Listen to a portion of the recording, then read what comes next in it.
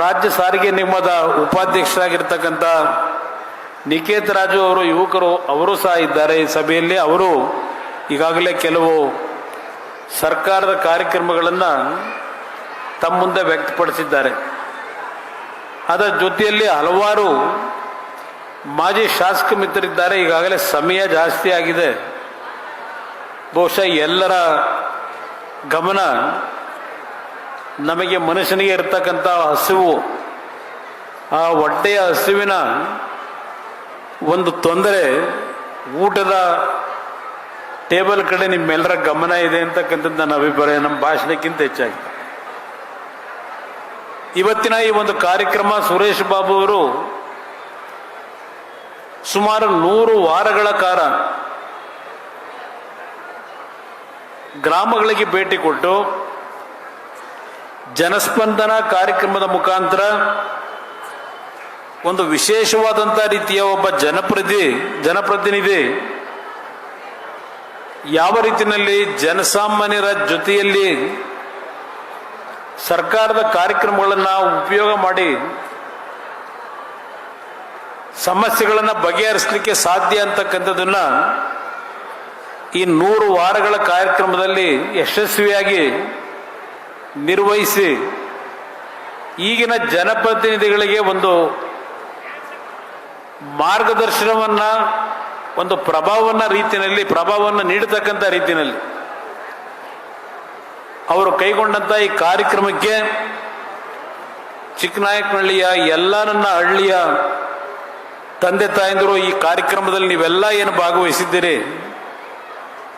ಮಾಧ್ಯಮದ ಸ್ನೇಹಿತರು ಸಹ ಈ ಸಭೆಯಲ್ಲಿ ಇದ್ದೀರಿ, ನಿಮ್ಮೆಲ್ಲರಿಗೆ ನಾನು ಗೌರವವನ್ನು ಸಲ್ಲಿಸಿ ವಂದನೆಯನ್ನು ಸಲ್ಲಿಸಿ ನಿಮ್ಮಗಳ ಪರವಾಗಿ ನೀವು ಬೆಳೆಸಿರ್ತಕ್ಕಂಥ ನಿಮ್ಮ ಮನೆಯ ಮಗನಿಗೂ ನಾನು ಶಾಸಕ ಅನ್ನೋದಕ್ಕಿಂತ ಹೆಚ್ಚಾಗಿ ಈ ಚಿಕ್ಕನಾಯಕನಹಳ್ಳಿಯ ಒಬ್ಬ ನಿಷ್ಠಾವಂತ ಸೇವಕನಾಗಿ ಕುಟುಂಬಗಳ ಸೇವೆಯನ್ನು ಮಾಡಿದ್ದೇನೆ ಅಂತಕ್ಕಂಥದ್ದನ್ನು ಸಾಬೀತು ಮಾಡಿದ್ದಾರೆ. ಅವರಿಗೆ ನನ್ನ ಹೃದಯ ತುಂಬಿದ ಅಭಿನಂದನೆಗಳನ್ನು ನಿಮ್ಮ ಪರವಾಗಿ ಸಲ್ಲಿಸ್ಲಿಕ್ಕೆ ಬಯಸ್ತಾ ಇದ್ದೇನೆ. ಸುರೇಶ್ ಬಾಬು ಅವರಿಂದ ನನಗೂ ಮತ್ತು ಚಿಕ್ಕನಾಯಕನಹಳ್ಳಿಗೂ ಅತ್ಯಂತ ಒಂದು ಸಮೀಪವಾದಂಥ ಬಾಂಧವ್ಯವನ್ನ ಮತ್ತು ನಿಮ್ಮ ಪ್ರತಿನಿತ್ಯದ ಸಮಸ್ಯೆಗಳನ್ನು ಅರಿಲಿಕ್ಕೆ ಸುರೇಶ್ ಬಾಬು ಅವರು ನನ್ನ ಕಣ್ಣನ್ನು ಚಿಕ್ಕನಾಯಕನಹಳ್ಳಿಯ ಜನತೆಯ ಸಮಸ್ಯೆಗಳ ಬಗ್ಗೆ ತೆರೆಸಿದ್ದಾರೆ. ಹಲವಾರು ಹಳ್ಳಿಗಳಿಗೆ ಭೇಟಿ ಕೊಟ್ಟಿದ್ದೇನೆ. ಕಳೆದ ಒಂದು 18ರ ಚುನಾವಣೆಯಲ್ಲಿ ರಾತ್ರಿ ಗ್ರಾಮ ವಾಸ್ತವ್ಯದ ಕಾರ್ಯಕ್ರಮಕ್ಕೆ ಬಂದಂಥದ್ದು ಏನಿದೆ ತಿಮ್ಮನಹಳ್ಳಿ, ಬಹುಶಃ ಬೆಳಗ್ಗೆ ನಾನು ಬಂದಾಗ ಗ್ರಾಮಕ್ಕೆ ಬೆಳಗಿನ ಜಾವ 3-3:15 ಗಂಟೆ ಆಗಿತ್ತು. ನಮ್ಮ ದಿನೇಶ್ ಒಂದು ದೊಡ್ಡ ಸಭೆ ಮಾಡಬೇಕು, ಹರ್ಷ ದೊಡ್ಡ ಸಭೆ ಮಾಡಬೇಕು ಅಂತೇಳಿ ದೊಡ್ಡ ಪೆಂಡಾಲು ಹಾಕಿದ್ರು, ಬಟ್ ಸಭೆ ಮಾಡ್ಲಿಕ್ಕೆ ಆಗಲಿಲ್ಲ ಅಂತ. ಅದೆಲ್ಲ ಇವತ್ತು ನಂಗೆ ನೆನಪಿನಲ್ಲಿದೆ. ನಾವು ಹಳ್ಳಿಗಳಿಗೆ ಬಂದಂಥ ಸಂದರ್ಭದಲ್ಲಿ ನೀವು ತೋರಿಸಿರ್ತಕ್ಕಂಥ ಪ್ರೀತಿ ಏನಿದೆ ನಾವು ಯಾರೂ ಮರೀಲಿಕ್ಕೆ ಸಾಧ್ಯ ಇಲ್ಲ. ನಾನು ಈ ರಾಜ್ಯದಲ್ಲಿ ಆಕಸ್ಮಿಕವಾಗಿ ಮುಖ್ಯಮಂತ್ರಿ ಆದವನು. ನಾಡಿನ 6.5 ಕೋಟಿ ಜನತೆ ಆಶೀರ್ವಾದ ಮಾಡಿ ಈ ರಾಜ್ಯದಲ್ಲಿ ನೀನು ಆಡಳಿತ ನಡೆಸುವಂತ ನನಗೆ ಅಧಿಕಾರ ಕೊಟ್ಟಂಥದ್ದಲ್ಲ. ಯಾವುದೋ ಒಂದು ದೈವ ಪ್ರೇರೇಪಣೆ, ಗುರು ಹಿರಿಯರ ಆಶೀರ್ವಾದ ಮತ್ತು ನಮ್ಮ ಪಕ್ಷದಲ್ಲಿ ಗೆದ್ದಂಥ ಶಾಸಕರು ಅವರ ಬೆಂಬಲದೊಂದಿಗೆ 2 ಬಾರಿ ನಾನು ಮುಖ್ಯಮಂತ್ರಿ ಆದೆ. ಆದರೆ ಅದು ದೈವ ಪ್ರೇರೇಪಣೆ. ನಾನು ಎಂದೂ ಸಹ ನಾನು ಕೈಗೊಂಡಂಥ ಜನಪರ ಕಾರ್ಯಕ್ರಮಗಳಿಗೆ ಜಾಹೀರಾತುಗಳನ್ನು ಖರ್ಚು ಮಾಡಿ ಕೋಟ್ಯಾಂತರ ರೂಪಾಯಿ ಹಣವನ್ನು ಖರ್ಚು ಮಾಡಿದವನಲ್ಲ. ಈ ನಾಡಿನ ಜನತೆಯ ತೆರಿಗೆ ಹಣವನ್ನು ಯಾವುದೇ ರೀತಿಯಲ್ಲೂ ದುರುಪಯೋಗ ಪಡಿಸ್ಕೊಂಡವನಲ್ಲ. ನನ್ನ ಒಂದು ಕಾರ್ಯಕ್ರಮಗಳನ್ನು ಜನತೆಗೆ ತಲುಪಿಸ್ಲಿಕ್ಕೆ ಜಾಹೀರಾತು ಮುಖಾಂತರ ನಾನು ಹೋಗಲಿಲ್ಲ. ನಾನು ಜನಸಾಮಾನ್ಯರಿಗೆ ಹತ್ತಿರದಲ್ಲಿ ಕೆಲಸ ಮಾಡಿದ್ದೇನೆ. ಇವತ್ತು ಹಲವಾರು ಸರ್ಕಾರಗಳು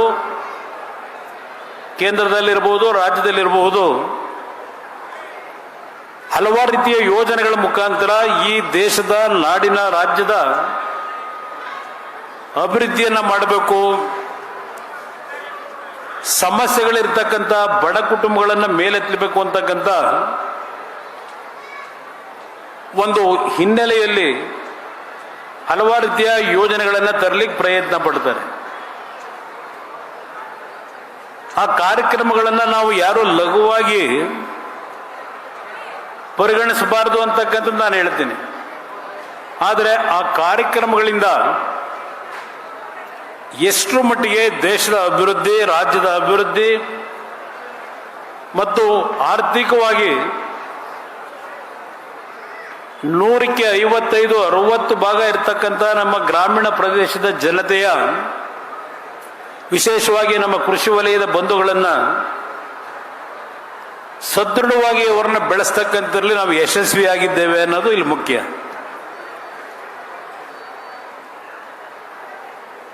ನಾನು ಮತ್ತೆ ಆಕಸ್ಮಿಕವಾಗಿ ನನ್ನ ರಾಜಕೀಯ ಭವಿಷ್ಯ ಮುಗಿದೋಯ್ತು ಅಂತಕ್ಕಂಥ ಒಂದು ಸಂದರ್ಭದಲ್ಲಿ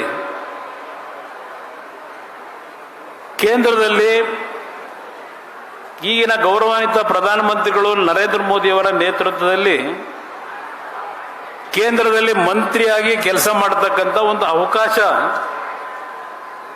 ಪುನಃ ನನ್ನ ಪಾಲಿಗೆ ಕರ್ನಾಟಕದ ಜನತೆ ಏನು ಬಿಜೆಪಿ ಮತ್ತು JDSನ 19 ಲೋಕಸಭಾ ಸದಸ್ಯರನ್ನು ಆಯ್ಕೆ ಮಾಡಿ ಕಳಿಸಿದ್ರಿ, ಅದರಲ್ಲೂ ವಿಶೇಷವಾಗಿ ತುಮಕೂರಿನ ಮತ್ತು ಚಿತ್ರದುರ್ಗದ ಮಹಾಜನತೆ ಯಾವೊಂದು ನಮ್ಮ ಒಂದು ಮೈತ್ರಿಯ ಅಭ್ಯರ್ಥಿಗಳನ್ನು ಗೆಲ್ಲಿಸಿದ್ರಿ ಮೊದಲನೇ ಹಂತದಲ್ಲಿ. ಇಲ್ಲಿ ನಮ್ಮ ಕಾಡುಗೊಲ್ಲ ಸಮಾಜದ ಸ್ವಾಮೀಜಿಯವರಿದ್ದಾರೆ. ಬಹುಶಃ ಬಹಳ ಜನ ಕಾಡುಗೊಲ್ಲ ಸಮಾಜದ ಬಂಧುಗಳು ಸಹ ಈ ಜಿಲ್ಲೆನಲ್ಲಿದ್ದೀರಿ, ತಾಲೂಕಿನಲ್ಲಿದ್ದೀರಿ. ನಿಮ್ಮಗಳ ಒಂದು ಆಶೀರ್ವಾದ, ನೀವೇನು ನಿಮ್ಮ ಒಂದು ಸಮಾಜವನ್ನ STಯ ಒಂದು ಮೀಸಲಾತಿಗೆ ಸೇರಿಸಬೇಕು ಅಂತಕ್ಕಂಥದ್ದು ಬಹುದಿನಗಳ ನಿಮ್ಮ ಬೇಡಿಕೆ ಏನಿದೆ. ಮತ್ತೊಂದು ಸಮಾಜ, ಕುಂಚಟಿಗ ಸಮಾಜ, ಯಾವೊಂದು ನಿಮ್ಮ ಒಂದು ಮೀಸಲಾತಿಯ ಬಗ್ಗೆ ನಿಮ್ಮ ಹೋರಾಟ ಇದೆ, OBCಗೆ ಸೇರಬೇಕು ಅಂತಕ್ಕಂಥದ್ದು. ಇದರ ಬಗ್ಗೆ ಈಗಾಗಲೇ ಕೇಂದ್ರದ ಗೃಹ ಸಚಿವರು ಪ್ರಧಾನಮಂತ್ರಿಗಳಿಗೆ, ನಮ್ಮ ರಾಷ್ಟ್ರೀಯ ಅಧ್ಯಕ್ಷರು ಸನ್ಮಾನ್ಯ ದೇವೇಗೌಡರು, ನಾನು ಖುದ್ದು ಭೇಟಿ ಮಾಡಿ ಹಲವಾರು ಬಾರಿ ಚರ್ಚೆಯನ್ನು ಮಾಡಿದ್ದೇವೆ. ಪ್ರಧಾನಮಂತ್ರಿಗಳಿಗೂ ಮನವರಿಕೆ ಆಗಿದೆ.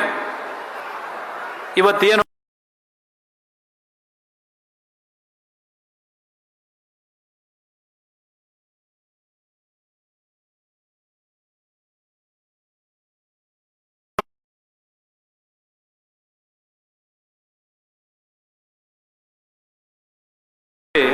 ಅದು ಒಂದೇ ಸಮಾಜ. ನಾವೇನು ಫಾರೆಸ್ಟ್ ಅಂತಕ್ಕಂತ ಹೇಳ್ತೀವಿ, ಅದರಲ್ಲಿ ಎರಡು ಅರ್ಥ ಬರ್ತಕ್ಕಂಥದ್ದು ಅಂತಕ್ಕಂಥ ಮಾತನ್ನು ಅವರ ಗಮನ ಸೆಳೆದಿದ್ದಾರೆ. ಅವರು ಸಹ ದೇವೇಗೌಡರಿಗೆ ಭರವಸೆ ಕೊಟ್ಟಿದ್ದಾರೆ, ಇದನ್ನ ಸರಿಪಡಿಸ್ಕೊಡ್ತೀವಿ ಅಂತಕ್ಕಂಥದ್ದು. ಅದರಿಂದ ಪರಮಪೂಜ್ಯ ಸ್ವಾಮೀಜಿಯವರಿಗೆ ಏನು ಸನ್ಮಾನ್ಯ ದೇವೇಗೌಡರು ಮಾತು ಕೊಟ್ಟಿದ್ದಾರೆ ಅದನ್ನು ಉಳಿಸ್ಕೊಡ್ತಕ್ಕಂಥದ್ದು ನಮ್ಮ ಜವಾಬ್ದಾರಿ ಅಂತಕ್ಕಂಥದ್ದನ್ನು ಈ ಸಂದರ್ಭದಲ್ಲಿ ಹೇಳಲಿಕ್ಕೆ ಬಯಸ್ತಾ ಇದ್ದೇನೆ. ಅದಷ್ಟೇ ಅಲ್ಲ, ST ಸಮಾಜಕ್ಕೆ ಇವತ್ತು 14 ಶಾಸಕರ ಜೊತೆಗೆ ಇನ್ನೊಂದು 5-6 ಜನ ಗೆದ್ದಿದ್ದಾರೆ ST ಸಮಾಜದಲ್ಲಿ. ಆ ಸಮಾಜದಲ್ಲಿ 2 ಲೋಕಸಭಾ ಸದಸ್ಯರು ಆಯ್ಕೆ ಆಗ್ತಾರೆ ST ಸಮಾಜದಲ್ಲಿ. ಇವತ್ತೇನಾದರೂ ಆ ಸಮಾಜಕ್ಕೆ ಅಷ್ಟು ಸ್ಥಾನಗಳು ST ಸಮಾಜದ ಮೀಸಲಾತಿ ದೊರಕಿದ್ರೆ ಸನ್ಮಾನ್ಯ ದೇವೇಗೌಡರು ಅಂತಕ್ಕಂಥದ್ದನ್ನ ಯಾರು ಮರಿಬಾರದು.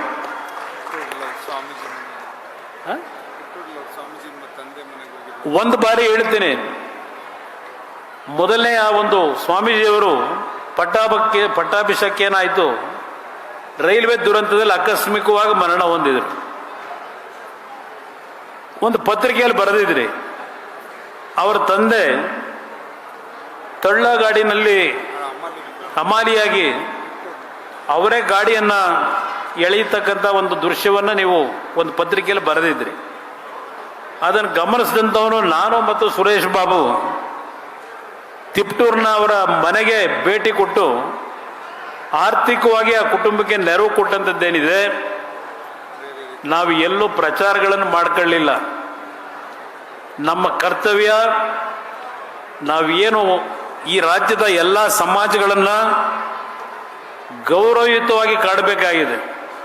ಇವತ್ತು ಸಂವಿಧಾನದ ಏನು ಒಂದು ನಿಮ್ಮೆಲ್ಲರನ್ನ ನಿಲ್ಲಿಸಿ ಪ್ರಮಾಣವನ್ನು ಮಾಡಿಸ್ತಕ್ಕಂಥದ್ದು ಏನಿದೆ, ಈಗಿನ ಸರ್ಕಾರದಲ್ಲಿ ಬಹುಶಃ ಸರ್ಕಾರಿ ಕಾರ್ಯಕ್ರಮಗಳಲ್ಲಿ ಸಂವಿಧಾನದ ಬಗ್ಗೆ ನಿಮಗೆ ಮನವರಿಕೆ ಮಾಡಲಿಕ್ಕೆ ನಿಮ್ಮಗಳ ಮುಖಾಂತರ ಏನು ಪ್ರಮಾಣ ಮಾಡಿಸ್ತಕ್ಕಂಥದ್ದಿದೆ, ಆ ಸಂವಿಧಾನದಲ್ಲಿ ಇವತ್ತು ಡಾಕ್ಟರ್ ಬಾಬಾ ಸಾಹೇಬ್ ಅಂಬೇಡ್ಕರ್ ಅವರು ಕೊಟ್ಟಿರ್ತಕ್ಕಂಥ ಸಂವಿಧಾನದ ಅವರ ನೇತೃತ್ವದಲ್ಲಿ ಕೊಟ್ಟಂಥ ಹಕ್ಕಿನಿಂದ ಇವತ್ತು ಹಲವಾರು ತುಳಿತಕ್ಕೆ ಒಳಗಾದಂಥ ವರ್ಗಗಳು ಧ್ವನಿ ಎತ್ತಿ ಕೆಲಸ ಮಾಡಲಿಕ್ಕೆ ಸಾಧ್ಯ ಆಗಿದೆ. ಅದನ್ನು ಯಾರೂ ತೆಗೆದುಹಾಕ್ಲಿಕ್ಕೆ ಸಾಧ್ಯ ಇಲ್ಲ. ಡಾಕ್ಟರ್ ಬಾಬಾ ಸಾಹೇಬ್ ಅಂಬೇಡ್ಕರ್ ಅವ್ರನ್ನ, ಅವರ ಸಮಿತಿಯ ಸದಸ್ಯರನ್ನ ನಾವು ಈಗಲೂ ನೆನ್ಕೊಳ್ಳೇಬೇಕು. ಅಲ್ಲಿ ಜಾತ್ಯತೀತ ಅಂತಕ್ಕಂಥದ್ದು ಒಂದು ಪದ ಏನು ನೋಡಿದೆ, ನಾವು ಜಾತ್ಯತೀತ ಅಂತಕ್ಕಂಥದ್ದನ್ನು ಹೇಳ್ತೀವಿ, ಆದರೆ ಎಷ್ಟರ ಮಟ್ಟಿಗೆ ಈ ಜಾತಿಯನ್ನು ಸಂಪೂರ್ಣವಾಗಿ ತೆಗೆದಾಕ್ತಕ್ಕಂಥ ನಿಟ್ಟಿನಲ್ಲಿ ನಮ್ಮೆಲ್ಲರ ಜವಾಬ್ದಾರಿ ನಿರ್ವಹಿಸಿದ್ದೀವಿ. ಇವತ್ತು ಪ್ರತಿಯೊಂದು ಸಮಾಜದಲ್ಲಿ ಒಡಕುಗಳನ್ನು ಉಂಟು ಮಾಡಿ ಮೀಸಲಾತಿಯ ವ್ಯವಸ್ಥೆಯನ್ನು ನಮಗೆ ಬೇಕು ಅಂತ ಹೇಳಿ ಒಂದು ಹೋರಾಟಗಳೇನು ನಡೀತಾ ಇದೆ. ಅದರಿಂದ ಕೆಲವು ಸಮಾಜಗಳಲ್ಲಿ ಒಂದು ರೀತಿಯ ಆತಂಕಗಳು, ಸಂಘರ್ಷ, ಆಕ್ರೋಶಗಳು ಆಗ್ತಾ ಇರ್ತಕ್ಕಂಥದ್ದು ನೀವು ಗಮನಿಸ್ತಾ ಇದ್ದೀರಿ. ಇನ್ನು ಆ ಮೀಸಲಾತಿಯನ್ನು ಪ್ರಾಮಾಣಿಕವಾಗಿ ತರ್ತಕ್ಕಂಥ ನಿಟ್ಟಿನಲ್ಲಿ ದೇವರಾಜ ಅರಸು ಅವರು ಮತ್ತು ಇದೇ ಜಿಲ್ಲೆಯವರು, ನಿಮ್ಮ ಪಕ್ಕದ ಶಿರಾದ ಹಾವನೂರವರು, ದಿವಂಗತ ಹಾವನೂರವರು, ಅವರನ್ನು ಈಗಲೂ ನೆನೆಸ್ಕೋತಾರೆ, ಅವ್ರನ್ನ LG ಹಾವನೂರವರನ್ನು. ಆದರೆ ಈಗಿನ ಒಂದು ಪರಿಸ್ಥಿತಿನಲ್ಲಿ ಏನೇನು ನಡೀತಿದೆ ಅಂತ ಸುದೀರ್ಘವಾಗಿ ನಾನು ಚರ್ಚೆ ಮಾಡಲಿಕ್ಕೆ ಹೋಗಲ್ಲ. ಆದರೆ ಒಂದು ನಿಮ್ಮ ಗಮನಕ್ಕೆ ನಾನು ತರ್ತಕ್ಕಂಥದ್ದು, ನಿಮ್ಮಗಳ ಆಶೀರ್ವಾದದಲ್ಲಿ ಇವತ್ತು ನಾನು ಕೇಂದ್ರದಲ್ಲಿ ಏನು ಮಂತ್ರಿ ಆಗಿದ್ದೇನೆ, ದೇಶ ಯಾವ ಒಂದು ವೇಗದಲ್ಲಿ ಹೋಗ್ತಾ ಇದೆ ಅಂತಕ್ಕಂಥದ್ದು, ಒಂದು ವರ್ಗವನ್ನ ಇವತ್ತು ಆರ್ಥಿಕವಾಗಿ ಬೆಳೆಸ್ತಕ್ಕಂಥದ್ದಕ್ಕೆ ಕಣ್ಣಾರೆ ಕಾಣ್ತಾ ಇದ್ದೇನೆ ನಾನು. ಇನ್ನೊಂದು ಕಡೆ ಇಲ್ಲಿ ಕೂತಿದ್ದೀರಿ, ಕೃಷಿಯನ್ನೇ ನಂಬಿ, ಭೂಮಿಯನ್ನೇ ನಂಬಿ ಬದುಕ್ತಕ್ಕಂಥ ನನ್ನ ರೈತರ ಬದುಕು ಯಾವ ರೀತಿಯಲ್ಲಿದೆ, ಯಾವ ಆರ್ಥಿಕ ಶಕ್ತಿಯನ್ನು ನೀವು ಪಡ್ಕೊಂಡಿದ್ದೀರಿ, ಅದು ಸಹ ನಾನು ಗಮನಿಸಿದ್ದೇನೆ. ಒಂದು ಕಡೆ ಇವತ್ತು ದೇಶದಲ್ಲಿ ವಿಶ್ವಕ್ಕೆ ನಾವು ಹಲವಾರು ದೇಶಗಳ ಹಿನ್ನಿಕ್ಕಿ ಇವತ್ತು 3ನೇ ಸ್ಥಾನಕ್ಕೆ ಬರ್ತಕ್ಕಂಥ ಒಂದು ಆರ್ಥಿಕ ಶಕ್ತಿಯನ್ನ ನಾವೇನು ಭಾರತ ದೇಶದಲ್ಲಿ ಕಾಣ್ತಾ ಇದ್ದೇವೆ. ಬಡತನ ಅಂತಕ್ಕಂಥದ್ದನ್ನ ನಾವೇನು ಸಂಪೂರ್ಣವಾಗಿ ತೆಗೆದುಹಾಕ್ಲಿಕ್ಕೆ ಆಗಿಲ್ಲ ನನ್ನ ಅಭಿಪ್ರಾಯ ಇದೆ. ಪ್ರತಿನಿತ್ಯ ಬರ್ತಕ್ಕಂಥ ಜನರ ಕಷ್ಟಗಳನ್ನು ನೋಡ್ತೇನೆ. ಇವತ್ತು ಸುರೇಶ್ ಬಾಬು ಅವರು ಹಲವಾರು ಮೆಡಿಕಲ್ ಕಾಲೇಜಿನ ಮುಖ್ಯಸ್ಥರುಗಳನ್ನು ಭೇಟಿ ಮಾಡಿ, ಸ್ವಾಮೀಜಿಯವರನ್ನ ಭೇಟಿ ಮಾಡಿ, ಸುಮಾರು 100ಕ್ಕೂ ಹೆಚ್ಚಿನ ವೈದ್ಯರನ್ನ, ಈ ಒಂದು 350 ವೈದ್ಯರುಗಳನ್ನು ಈ ಒಂದು ಆರೋಗ್ಯ ತಪಾಸಣೆಗೆ ಈ ಒಂದು ಮೈದಾನದಲ್ಲಿ ಸೇರಿಸಿದ್ದಾರೆ. ಕೆಲವು ಕಾಯಿಲೆಗಳು ನಾನೇನು ನೋಡಿದ್ದೇನೆ, ನನ್ನ ಹತ್ರ ಬಹಳ ಜನ ಬರ್ತಾರೆ. ನೆನ್ನೆನೂ ಸಹ ಒಬ್ಬ ಮಗನಿಗೆ ಕಿಡ್ನಿ ಫೇಲ್ಯೂರ್ ಆಗಿದೆ, ಕಿಡ್ನಿ ಆಪರೇಷನ್ ಮಾಡಿಸ್ತೇನೆ, ಈಗ ಬೋನ್ ಮ್ಯಾರೋ ಕ್ಯಾನ್ಸರ್ ಆಗಿದೆ, ಅದಕ್ಕೆ ಟ್ರೀಟ್ಮೆಂಟ್ಗೆ ನನ್ನ ಇದ್ದಂಥ ಒಂದು ಮನೆಯನ್ನು ಮಾರಿಬಿಟ್ಟಿದ್ದೇನೆ, 31 ಲಕ್ಷ ರೂಪಾಯಿಗಳಿಗೆ ಮಾರಿ ಆಸ್ಪತ್ರೆ ಕಟ್ಟಿದ್ದೇನೆ, ಇನ್ನು 1 ಲಕ್ಷ ರೂಪಾಯಿ ಶಾರ್ಟೇಜ್ ಆಗಿದೆ, ಆಸ್ಪತ್ರೆ ಬಿಲ್ಲನ್ನು ನೆನ್ನೆ ತಂದು ತೋರಿಸ್ತಾನೆ. 1 ಲಕ್ಷ ರೂಪಾಯಿನ ಏನಾದರೂ ಕೊಡಿ, ಮನೆ ಮಾರಿ 31 ಲಕ್ಷ ಕಟ್ಟಿದ್ದೀನಿ ಅಂತೇಳಿ ಆ ತಂದೆ ಮಗನ ಪರಿಸ್ಥಿತಿಯನ್ನು ನೋಡಿದಾಗ ಇದು ಒಂದು ಉದಾಹರಣೆ ನಿಮಗೆ ಕೊಡೋದು. ನಾನು ಕಳೆದ 20 ವರ್ಷದಲ್ಲಿ ಈ ರಾಜಕಾರಣದಲ್ಲಿ ಮುನ್ನೆಲೆಗೆ ಬಂದ ಮೇಲೆ ಈ ರೀತಿಯ ಜನರನ್ನ ಪ್ರತಿನಿತ್ಯ ನೋಡ್ತಾ ಇದ್ದೇನೆ. ಆ ಕುಟುಂಬ ಏನಾಗಬೇಕು, ಆ ಮಗ ಬದುಕ್ತಾನೋ ಇಲ್ಲ ಜೀವ ಹೋಗುತ್ತೋ ಗೊತ್ತಿಲ್ಲ ಪಾಪ ಅವನಿಗೆ. ಜನ್ಮ ಕೊಟ್ಟಿರ್ತಕ್ಕಂಥ ಮಗನ್ ಏನಾದರೂ ಮಾಡಿ ಉಳಿಸ್ಕೋಬೇಕು ಅಂತ ಹೇಳಿ ಅವನ ಮನೆ ಮಾರಾಟ ಮಾಡಿ ಈಗ ಬೀದಿಲಿದ್ದಾನಲ್ಲ. ಹೇಳ್ತೇನೆ ಪಾಪ, ಇದೇನೋ ಸರಿ 1 ಲಕ್ಷ ಕೊಟ್ಟರು ಮತ್ತು 40 ದಿನ ಆಸ್ಪತ್ರೆಯಲ್ಲಿ ಇರಬೇಕು, 40 ದಿನಕ್ಕೆ ನನ್ನ ಹತ್ರ ಏನೂ ಇಲ್ಲ, ದಯವಿಟ್ಟು ನಾನು ಕಾಪಾಡಿ ಅಂತಾನೆ. ಇದು ನಮ್ಮ ದೇಶದಲ್ಲಿ ನಾವು ಎದುರಿಸ್ತಾ ಇರತಕ್ಕಂಥ ಹಲವಾರು ಕುಟುಂಬಗಳ ಸಮಸ್ಯೆ ಇದೆ. ಇವತ್ತು ನಾವು ಇನ್ಶೂರೆನ್ಸ್ ಸ್ಕೀಮು ಮಗದೊಂದು ಎಲ್ಲ ಕೊಟ್ಟಿದ್ದೇವೆ, ಕೆಲವು ಕುಟುಂಬಗಳಿಗೆ ಅನುಕೂಲ ಆಗ್ತಾ ಇರ್ಬೋದು. ಆದರೆ ಇವತ್ತೇನೋ ಈ ಉಚಿತ ಆರೋಗ್ಯ ಶಿಬಿರದಲ್ಲಿ ಸುರೇಶ್ ಬಾಬುರು ಇವತ್ತು ಹೊಸದಾಗಿ ಏನು ಮಾಡ್ತಾ ಇಲ್ಲ, ಈ ತಾಲೂಕಿನಲ್ಲಿ 4 ಬಾರಿ ಅವ್ರನ್ನ ಏನು ಆಯ್ಕೆ ಮಾಡಿದ್ದೀರಿ, ಅವ್ರ ತಂದೆಯನ್ನು 3 ಬಾರಿ ಏನು ಆಯ್ಕೆ ಮಾಡಿದ್ದೀರಿ, 7 ಬಾರಿ ನೀವು ಈ ಕುಟುಂಬವನ್ನು ಉಳಿಸಿದ್ದೀರಿ. ಇವತ್ತು ಸುರೇಶ್ ಬಾಬು ಅವನಿಗೇನಾದರೂ ದುಡ್ಡು ಬಂದರೆ ನಾನು ನೋಡಿದ್ದೀನಿ, ಆ ದುಡ್ಡನ್ನ ಎಷ್ಟು ಬೇಗ ತಾಲೂಕಿಗೆ ತಂದು ನಿಮ್ಮ ಸಮಸ್ಯೆಗಳಿಗೆ ಪರಿಹಾರವನ್ನು ಕೊಡಬೇಕು ಅಂತ ಹೇಳಿ ದೇವಸ್ಥಾನ ಕಟ್ಟೋದು ಇಲ್ಲ ಮತ್ತಿನ್ನೇನೋ ಕಾರ್ಯಕ್ರಮಗಳಿಗೆ ಆ ದುಡ್ಡು ಖಾಲಿ ಆಗೋದ್ರೊಂದು ಮುಗಿಸ್ಬಿಡ್ತಾನೆ. ದುಡ್ಡು ಖಾಲಿ ಆದಮೇಲೆ ನಿಮ್ಮ ಕೈಗೆ ಸಿಗೋದಕ್ಕೆ ಸ್ವಲ್ಪ ಹಿಂದೆ ಮುಂದೆ ನೋಡುತ್ತೇನೆ. ನಾನು ಇದನ್ನ ಕಳೆದ 15 ವರ್ಷದಿಂದ ನೋಡಿದ್ದೇನೆ ಅವನ ನಡವಳಿಕೆನ. ನಾನು ಈ ಸಭೆಯಲ್ಲಿ ಹೇಳ್ತಕ್ಕಂಥದ್ದು, ಇವತ್ತು ಅವನ ಜನ್ಮದಿನದಂದು ಏನೋ ದುರಾದೃಷ್ಟ ನಮಗೆ. ಅವನು ಸೋತಾಗ ನಮ್ದೆಲ್ಲ ಒಂದು ಸರ್ಕಾರ ರಚನೆ ಮಾಡ್ತೀವಿ ಯಾವುದೋ ಒಂದು ರೀತಿಯಲ್ಲಿ, ಗೆದ್ದಾಗ ನಮಗೆ ಸರ್ಕಾರ ಮಾಡೋಕ್ಕಾಗಲ್ಲ. ಈ ಬಾರಿ ಆ ಕಳಂಕವನ್ನ ಮುಂದಿನ ಚುನಾವಣೆಯಲ್ಲಿ ಆ ಕಳಂಕವನ್ನ ತೊಡೆದಾಕಿ ಅವರು ಮುಂದಿನ ಚುನಾವಣೆಯಲ್ಲಿ ಈ ರಾಜ್ಯದಲ್ಲಿ ಮಂತ್ರಿಯಾಗಿ ಚಿಕ್ಕನಾಯಕನಹಳ್ಳಿಗೆ ಅಷ್ಟೇ ಅಲ್ಲ,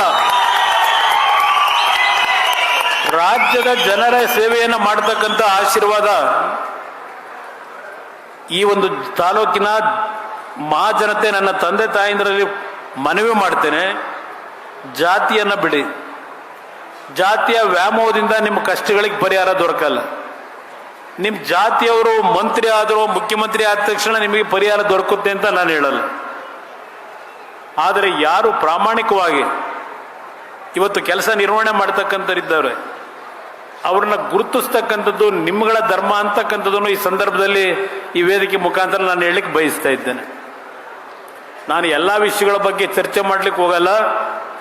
ಒಂದು ನಿಮಗೆ ಹೇಳ್ತಕ್ಕಂಥದ್ದು, ಕೇಂದ್ರದಲ್ಲಿ ಇವತ್ತೇನು ಮಂತ್ರಿ ಆಗಿದ್ದೇನೆ, ಇವತ್ತು ಭಾಳ ದಾಪುಗಾಲ್ನಲ್ಲಿ ಹೋಗ್ತಾ ಇದೆ. ಆಟೋಮೊಬೈಲ್ ಇಂಡಸ್ಟ್ರಿಗಳಿರ್ಬೋದು, ಇವತ್ತು ನಿಮ್ಮ IT ಇಂಡಸ್ಟ್ರಿ ಇರ್ಬೋದು. ಈಗ ಹೊಸದಾಗಿ ಇವತ್ತಿನಿಂದ 5 ದಿನಗಳ ಕಾಲ ದೆಹಲಿಯಲ್ಲಿ ಯಾವೊಂದು ಆರ್ಟಿಫಿಷಿಯಲ್ ಇಂಟೆಲಿಜೆನ್ಸ್ನ 5 ದಿನಗಳ ಸಮ್ಮಿಟ್ ನಡೀತಾ ಇದೆ. ಪ್ರಧಾನಮಂತ್ರಿಗಳಿಗಾಗಲೇ ಉದ್ಘಾಟನೆ ಮಾಡಿರಬೇಕು ದೆಹಲಿಯಲ್ಲಿ, ಭಾರತ್ ಮಂಟಪದಲ್ಲಿ.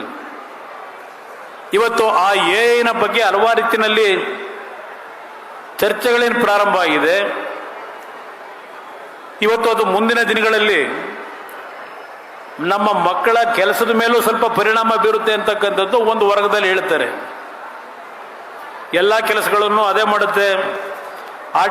ಆರ್ಟಿಫಿಷಿಯಲ್ ಇಂಟೆಲಿಜೆನ್ಸ್ನಲ್ಲಿ ನಿಮ್ಮ ಹೊಲದಲ್ಲೂ ಸಹ ಯಾವ ರೀತಿಯ ಬೆಳೆ ಹಾಕಬೇಕು, ಹೊಲದ ಶಕ್ತಿ ಏನಿದೆ, ಫಲವತ್ತತೆ, ಯಾವ ಬೀಜವನ್ನು ಹಾಕಬೇಕು, ಅದೆಲ್ಲ ನೀವಿನ ಪರೀಕ್ಷೆ ಮಾಡಬೇಕಾಗಿಲ್ಲ, ಅದೇ ಎಲ್ಲ ಪರೀಕ್ಷೆ ಮಾಡ್ತದೆ ಅಂತಕ್ಕಂಥದ್ದು ಒಂದು ಚರ್ಚೆಗಳೇನು ನಡೀತಿದೆ. ಹಲವಾರು ರೀತಿಯಲ್ಲಿ ಮೆಡಿಸಿನಲ್ಲಿ ಅದೇ ಏನು ಔಷಧಿಗಳನ್ನು ಕೊಡಬೇಕು ಅಂತಕ್ಕಂಥ ಡಾಕ್ಟರ್ಗಳಿಗೆ ಮನವರಿಕೆ ಮಾಡ್ತದೆ ಅಂತಕ್ಕಂಥದ್ದು. ಹೀಗೆ ಆ ರೀತಿಯ ಒಂದು ವ್ಯವಸ್ಥೆ ಸದ್ಯದಲ್ಲೇ ಪ್ರಾರಂಭ ಆಗ್ತದೆ. ಈಗಾಗಲೇ ಅಮೇರಿಕ, ಚೈನಾದಲ್ಲಿ ಅವರು ಮುಂದಿದ್ದಾರೆ. ನಾವು ಅವ್ರನ್ನ ಬಿಟ್ಟು ಮುಂದಕ್ಕೆ ಹೋಗಬೇಕು ಅಂತಕ್ಕಂಥದ್ದಕ್ಕೆ ಇವತ್ತು ಹೆಚ್ಚಿನ ಆದ್ಯತೆಯನ್ನು ಕೊಡ್ತಾ ಇದ್ದಾರೆ.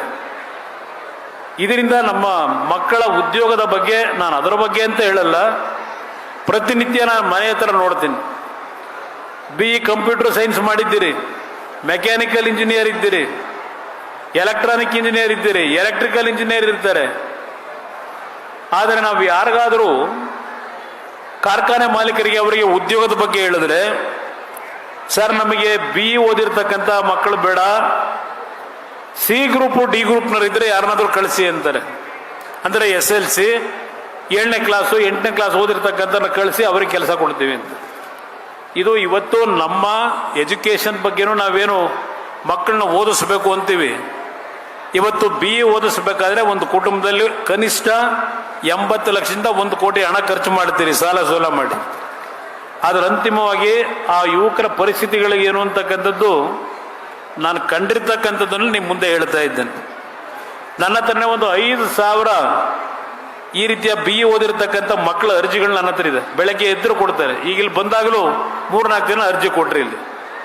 ಇದು ವ್ಯವಸ್ಥೆ ಏನಿದೆ ಇದೆಲ್ಲವನ್ನ ಸರಿಪಡಿಸ್ತಕ್ಕಂಥದ್ದಕ್ಕೆ ಇವತ್ತು ಯಾವೊಂದು ವೇಗ ನಮಗೆ ಅದಕ್ಕೆ ಬೇಕಾಗಿದೆ ಅಲ್ಲಿ ಕಾಣ್ತಾ ಇಲ್ಲ ನಮಗೆ. ಆ ದೃಷ್ಟಿಯಿಂದ ಇವತ್ತು ಶಿಕ್ಷಣ, ಉದ್ಯೋಗ, ಆರೋಗ್ಯ ಮತ್ತು ನಮ್ಮ ರೈತರು ಬೆಳೆದಂಥ ಬೆಳೆ, ಇವತ್ತು ತೆಂಗಿನ ಬೆಳೆ ಬೆಳೆಯತಕ್ಕಂಥ ರೈತರಿಗೆ ಕೇಂದ್ರ ಸರ್ಕಾರದಲ್ಲಿ ಘೋಷಣೆ ಮಾಡಿದ್ದಾರೆ. ಯಾವೊಂದು ತೆಂಗಿನ ಗಿಡ ಹಾಳಾಗಿದೆ ಆ ತೆಂಗಿನ ಗಿಡವನ್ನು ತೆಗೆದುಹಾಕಿ ಹೊಸ ತಳಿಯ ಒಂದು ಬೇಗ ಏನು ಫಸಲನ್ನು ಕೊಡ್ತಕ್ಕಂಥ ಗಿಡಗಳನ್ನು ಹಾಕಲಿಕ್ಕೆ ತೆಂಗಿನ ಗಿಡಗಳನ್ನು ಒಂದು ದೊಡ್ಡ ಮಟ್ಟದ ಕಾರ್ಯಕ್ರಮವನ್ನು ಈ ದೇಶದಲ್ಲಿ ಕೊಡಬೇಕು ಅಂತೇಳಿ ಮೊನ್ನೆ ಬಜೆಟ್ನಲ್ಲಿ ಘೋಷಣೆ ಮಾಡಿದ್ದಾರೆ. ಅದಷ್ಟೇ ಅಲ್ಲ, ಇನ್ನು ಹಲವಾರು ರೀತಿಯ ಒಂದು ಯೋಜನೆಗಳೇನಿದೆ. ಇವತ್ತು ಒಂದು ಕಾಲದಲ್ಲಿ ಬಹುಶಃ ಇಲ್ಲಿ ಬಂದರೆ ಒಂದು 2,000 ರೂಪಾಯಿ 1,500 ರೂಪಾಯಿಗೋ ಕ್ವಿಂಟಾಲ್ಗೆ ತೆಂಗಿನ ಒಂದು ಬೆಂಬಲ ಬೆಲೆ ಕೊಡಿಸಿ ಅಂತ ನೀವು ನಮ್ಮ ರೈತರು ಬೇಡ್ಕೊಳ್ಳೋರಿ. ಇವತ್ತು ಕೊಬ್ಬರಿ ಬೆಲೆ ಎಷ್ಟಕ್ಕೆ ಹೋಯ್ತು, ತೆಂಗಿನಕಾಯಿ ಬೆಲೆ ಎಷ್ಟಕ್ಕೆ ಹೋಗಿದೆ. ಬಹುಶಃ ಕೊಬ್ಬರಿ ಬೆಲೆ ಇವತ್ತು 30-31 ಸಾವಿರ ಆಗಿದೆ. ನಾವು ಬೇಡ್ಕೋಬೇಕಾಗಿತ್ತು ಸರ್ಕಾರಗಳ ಮುಂದೆ. ಇವತ್ತು ರಾಗಿ ಮೊದಲು ಯಾವ ಪರಿಸ್ಥಿತಿ ಇತ್ತು, ಇವತ್ತು 4,800 ರೂಪಾಯಿ 900 ರೂಪಾಯಿ ಆಗಿದೆ. ಆದರೂ ಒಂದು ನಮ್ಮಲ್ಲಿ ಯಾವ ರೈತರು ಬೆಳೆದಂಥ ಬೆಳೆಯನ್ನು ಖರೀದಿ ಕೇಂದ್ರಗಳನ್ನು ಯಾವ ಹಂತದಲ್ಲಿ ಮಾಡಬೇಕು, ಮಧ್ಯವರ್ತಿಗಳು ಹಣ ಸುಲಿಗೆ ಮಾಡದೆ ರೈತರಿಗೆ ಹಣ ದೊರಕಬೇಕು, ಬೆಂಬಲ ಬೆಲೆ ಹಣ, ಇದನ್ನು ನಾವು ಮಾಡ್ತಕ್ಕಂಥಲ್ಲಿ ಎಡವುತ್ತಾ ಇದ್ದೇವೆ. ಹಲವಾರು ಬೆಳೆಗಳ ಬಗ್ಗೆ ನಾನು ಚರ್ಚೆ ಮಾಡಬಹುದು, ಸಮಯದ ಅಭಾವ. ಆದರೆ ಒಂದು ನಿಮ್ಮಲ್ಲಿ ನಾನು ಹೇಳ್ತೀನಿ, ಬುದ್ಧಿವಂತರಾಗಿ ನಿಮ್ಮ ಬದುಕು ಪ್ರತಿನಿತ್ಯ ಕೈ ಒಡ್ಡೋದಲ್ಲ. ನಿಮ್ಮ ಬದುಕು ನೀವು ಆರ್ಥಿಕವಾಗಿ ಸದೃಢವಾಗಿ ಕೈಯಿಂದ ನೀವು ಇನ್ನೊಬ್ಬರಿಗೆ ಕೊಡ್ತಕ್ಕಂಥ ಶಕ್ತಿಯನ್ನ ಯಾವಾಗ ನಮ್ಮ ಗ್ರಾಮೀಣ ಪ್ರದೇಶದಲ್ಲಿ ನಾವು ಕಾಣ್ತೇವೆ, ಅವತ್ತು ನಿಜವಾದ ಗಾಂಧೀಜಿಯವರ ಕಲ್ಪನೆಯ ರಾಮರಾಜ್ಯವನ್ನು ನೀವು ಕಾಣ್ತೀರಿ. ಇವತ್ತು ಆ ರೀತಿಯ ಒಂದು ವಾತಾವರಣ ಬರಬೇಕು ಅಂತಕ್ಕಂಥದ್ದು ನನ್ನ ವೈಯಕ್ತಿಕವಾದಂಥ ಅಭಿಪ್ರಾಯ ಏನು ಇಟ್ಕೊಂಡಿದ್ದೇನೆ. ತರಲಿಕ್ಕೇನು ಕಷ್ಟ ಇಲ್ಲ. ಕರ್ನಾಟಕ ರಾಜ್ಯ ಸರ್ಕಾರ ನಾನು ಆರ್ಥಿಕವಾಗಿ ದಿವಾಳಿಯಾಗಿದೆ ಅಂತ ಹೇಳಲ್ಲ.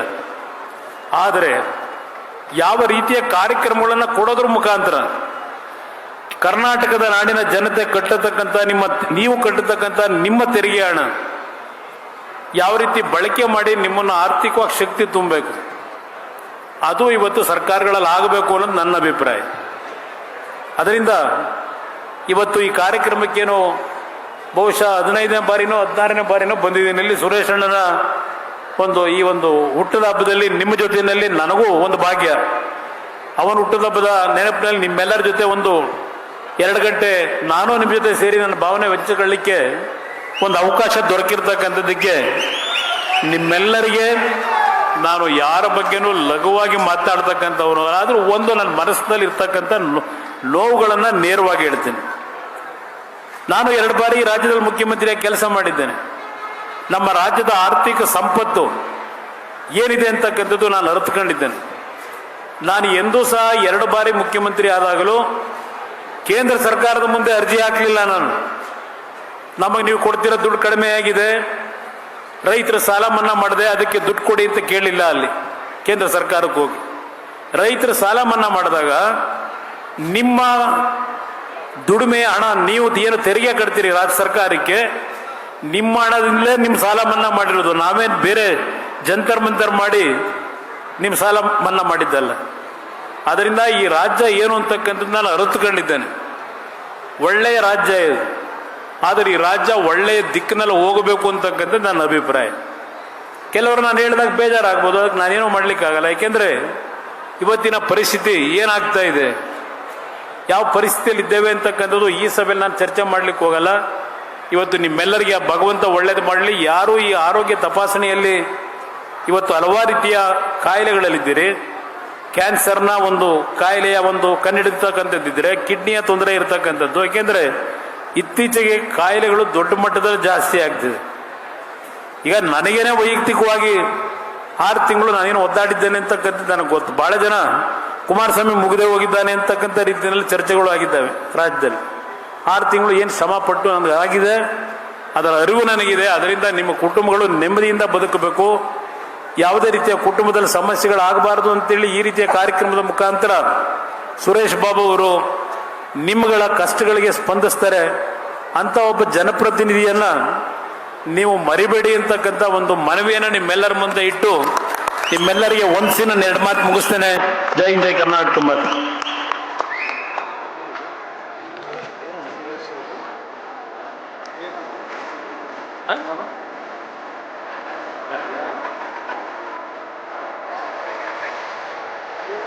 ಇದುವರೆಗೆ ತಮ್ಮನ್ನೆಲ್ಲ ಉದ್ದೇಶಿಸಿ ಮಾತನಾಡಿದಂತಹ ಭಾರತ ಸರ್ಕಾರದ ಸನ್ಮಾನ್ಯ ಬೃಹತ್ ಕೈಗಾರಿಕೆ ಮತ್ತು ಉಕ್ಕು ಸಚಿವರು ಆದಂತಹ ಹೆಚ್ಚಿನ ವಿಡಿಯೋಗಳಿಗೆ ಪ್ರತಿಧ್ವನಿ ಯೂಟ್ಯೂಬ್ ಚಾನೆಲ್ ಸಬ್ಸ್ಕ್ರೈಬ್ ಮಾಡಿ, ಬೆಲ್ ಐಕಾನ್ ಕ್ಲಿಕ್ ಮಾಡಿ.